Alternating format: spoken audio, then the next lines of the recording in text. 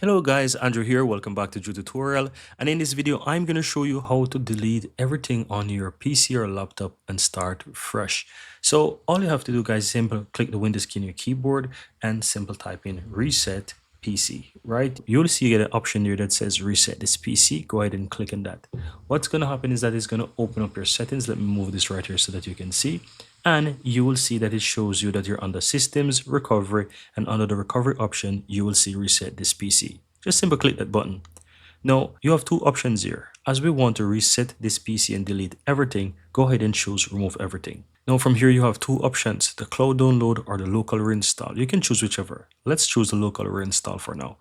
Click on that and you will see that it basically tells you about that's going to remove all your apps, your files, and it will go ahead and reinstall Windows from this PC. So go ahead and click on next. Then from here you will see that it says it's going to get ready, and you will see that it won't take long. And from here you will see it basically tells you that it will reset all of these things, right? So it will remove all your personal files and the user account from the PC. It's going to remove any changes made in the settings. Is going to remove all the apps and programs, and it's going to reinstall Windows from the device, right? So from here, go ahead and click on reset once you're ready and allow the computer to delete everything and reinstall Windows. And that's pretty much it.